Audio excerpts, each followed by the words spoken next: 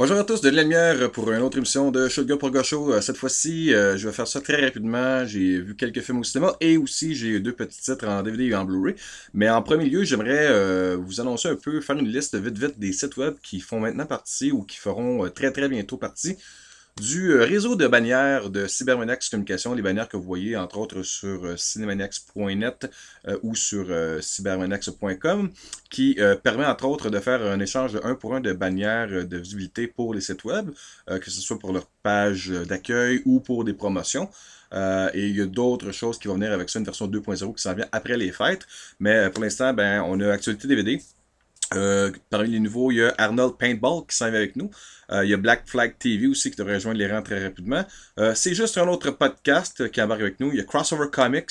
J'ai FactorGeek.com. Il y a le Gamer de Longueuil. Il y a Goblin du commerce de costumes L'Antre à Goblin qui ça va se rejoindre avec nous.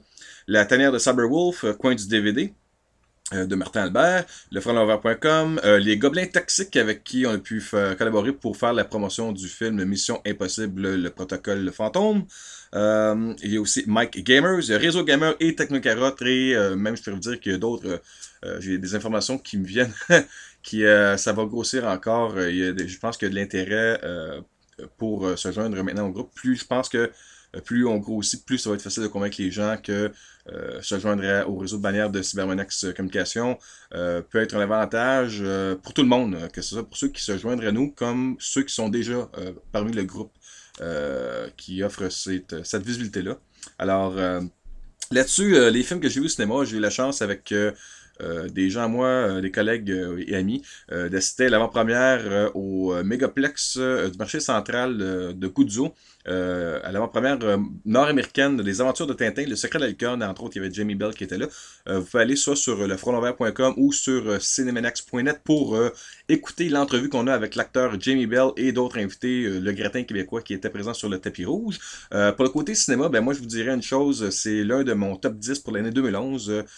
J'ai adoré. Si vous aimez les films de Pirates des Caraïbes, Indiana Jones, et que vous avez lu et aimé les livres, les bandes dessinées de Tintin, je vous dirais, c'est fait pour vous. C'est vraiment ça. La musique de John Williams, avec les séquences, surtout lorsqu'on les voit dans le désert, avec le Capitaine Haddock et Tintin, j'avais une larme à l'œil. Ça me rappelait tellement là, mon enfance lorsque j'allais voir les films de Indiana Jones. J'ai déjà hâte au deuxième et au troisième film là, qui va certainement suivre les péripéties de Tintin. Euh, Écoutez, c'est malheureusement, je crois que c'est même pas disponible en D-Box, mais lorsque je suis sorti là, je me suis dit, ce film-là, c'est du 3D D-Box, ça vaut vraiment la peine. Euh, vous pouvez pas manquer votre coup, amenez les enfants, allez-y en famille. Je crois que c'est le film familial du temps des fêtes. Il n'y a rien qui va battre ce film-là, surtout au Québec. Et même que il y a une confirmation maintenant qui est sortie sur le web qui rappelle comme à partir de mercredi pour la sortie aux États-Unis, surtout, Warner Bros. Va attacher le premier trailer du film de Hobbit, pas de Hobbit, mais de Hobbit, An Unexpected Journey, qui sera la première partie de deux films pour The Hobbit qui sort dans le temps des fêtes 2012 et la deuxième partie en 2013. Alors, je crois que juste ça va attirer beaucoup de gens au cinéma et ceux qui auront l'audace de rester pour voir le film de Tintin, malgré le fait qu'ils sont peut-être pas habitués à ce personnage-là puisqu'il n'est pas américain, vont peut-être être surpris du film et le bouche-oreille après ça va faire le travail. Moi, je suis certain que ça va très bien marcher malgré le fait que le personnage n'est pas connu en sol américain. C'est vraiment spectaculaire comme film. Deuxième film que j'ai vu, c'est cette semaine, Mission Impossible Ghost Protocol, The IMAX Experience. Pourquoi je prends le temps de bien vous dire que The IMAX Experience, c'est que le film n'est pas encore sorti, en tout cas au moment que j'enregistre la vidéo. Le film n'est pas disponible dans les salles régulières. On a fait une sortie spéciale une semaine en avance pour les IMAX. Je trouve que l'idée est bonne. C'est un peu ce que les gens de Marvel Comics ont fait il y a plusieurs années lorsque on avait le papier journal et qu'après ça on avait sorti le papier glacé. On sortait une semaine avant. C'est sûr que les gens qui sont pas capables d'attendre vont dire ben c'est pas grave, on va payer plus cher pour avoir une meilleure qualité. Mais en même temps, c'est de te faire découvrir que regarde, ça vaut peut-être la peine de payer un peu plus cher pour la qualité. Et le film est fait pour le IMAX. Je vous dis pas que le film va être plate au cinéma. Au contraire, c'est du début à la fin, c'est de l'action, c'est beaucoup d'humour. On a beaucoup de clins d'œil aussi au film précédent des trois Missions Impossibles. Tom Cruise, son personnage de Ethan Hunt est spectaculaire dans le film. Le côté Russie. En gros, c'est que l'équipe se rend à Moscou et se font supplantés par une autre équipe. Eux se font passer pour ceux qui font sauter le Kremlin et le gouvernement américain doit défaire le IMF, le clan de l'Impossible Mission Bureau. Je sais pas exactement ce qu'est le nom, là. Stéphane Colbert nous disait, moi, qui est un maniaque pour nous dire exactement la définition, mais en tout cas. Ah, et en dessous de ça, Tom Cruise rassemble son équipe et essaie de trouver qui est en dessous de ça et qui veut partir une genre de guerre nucléaire entre raviver un peu la guerre froide entre les Américains et les Russes. C'est spectaculaire. À Dubaï, la scène qu'on voit dans l'annonce avec la tour, on a le vertige, on se tient après les manches du cinéma et la jolie demoiselle qui était avec moi même, je vous dirais que j'avais pas besoin du film pour avoir eu envie de lui sauter dans les bras, mais je crois que le film m'a juste aidé à vouloir rester près d'elle parce que c'est vraiment assez vertigineux comme film. Il y a beaucoup d'action. Euh, Ça, c'est un très bon film. Pour ce qui est de l'autre film qui sort en même temps, Sherlock Holmes 2, A Games of Shadow, moi je l'ai pas vu, mais il y a Guy Comartin du site web lefondlavoir.com qui, heureusement, lui, s'est partagé un peu avec moi les visionnements. Lui a été voir ce film-là, alors il va certainement vous revenir là-dessus.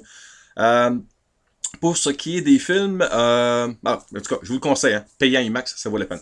Pour les petits films en DVD Blu-ray, j'ai pas vraiment grand-chose, puisque tous les matériels que j'ai reçus, je les redistribue rapidement à mes collègues. Eux vont faire la critique. Moi, ce qui m'est resté vite vite, il y a le film de Palm Wonderful Presents The Greatest Movie Ever Sold. Alors ça, c'est en gros, c'est l'acteur l'acteur, le documentaire, le monsieur qui a fait Super Size Me, qui a mangé du McDonald's pendant un mois de temps. Un film qui relève beaucoup de choses très. On se sentait un petit peu coupable quand on regardait ce film-là, parce qu'on va tous chez McDonald's une fois ou l'autre, qu'on n'aime pas ça. On se retrouve à arrêter là parce qu'on n'a pas assez de temps, parce qu'on fait vite, parce qu'on fait plaisir aux enfants.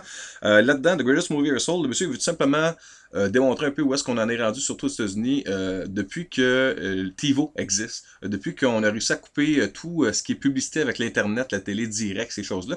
Ben, veut pas, l'argent qui était mis dans les publicités, à cette heure, se retrouve en placement de produits, en publicité cachée dans les films, que ce soit sur des vêtements, des articles que les personnes consomment, le véhicule qui passe, en arrière-plan, toutes ces choses-là. Et le côté plate, c'est qu'il n'y a pas vraiment grand-chose de contraignant là-dedans. On fait juste montrer que c'est faisable. Et lui, il réussit, il a de l'air d'être fier de ça. Je comprends pas vraiment c'est quoi le but du film, à part le fait de te faire comprendre que si t'es persévérant, tu vas être capable de faire un film qui te pas une scène puis que tu vas avoir vendu ton âme au diable. C'est à peu près ça. Je pourrais peut-être dire, il faut peut-être me dire que nos bannières de Cybermenax Communication sont un peu le même exemple. Oui et non. Nous, on travaille pour. On n'est pas là tout simplement pour dire, hey, on a de la place puis on va faire de l'argent avec ça. C'est un peu ça qui me dérange un peu. J'ai pas vraiment trippé là-dessus. Autre film que je n'ai pas encore ouvert, c'est en Blu-ray, j'ai reçu ça, c'est Friday Night, le remake, avec Colin Farrell. Il y a aussi Anton Yelchin qu'on a vu pour faire le petit russe dans Star Trek, le film de J.J. Abrams. Et il a aussi joué dans Terminator Salvation. Là-dedans, c'est le voisin qui est un vampire et le petit garçon qui voit le vampire, mais personne ne croit qu'il y a des vampires à côté de chez eux et il va réussir à démasquer le vampire et le tuer. Est-ce que c'est un bon remake? C'est pas pire, il y a même quelques nouveautés, mais ça valait peut-être pas la peine de refaire ce film-là. On aurait peut-être dû poursuivre dans la série des Friday Night, d'en faire un troisième film au lieu de repartir à zéro. Je pense que la mythologie des vampires elle commence à un peu se fatiguer avec toutes les Twilight de ce monde, True Blood, Vampire et compagnie. Friday Night, d'après moi, fait juste partie d'un réseau d'investisseurs qui veulent mettre de l'argent dans de quoi de sûr et le mot vampire est dedans. Donc on se dit, ben, on va faire un coup d'argent. Ça a été un flop au cinéma. J'ai aimé, mais sans plus. Je dirais que c'est une bonne location peut-être ou en téléchargement sur le web, sur Netflix. Pas grand chose d'autre à dire. Il y a quelques suppléments là-dessus, mais c'est ça. Bender than that, c'est pas grand chose de révolutionnaire. Là-dessus, je vous laisse avec les autres critiques et autres représentations de mes collègues de l'ensemble du groupe de Cybermenax Communication. À plus, au revoir.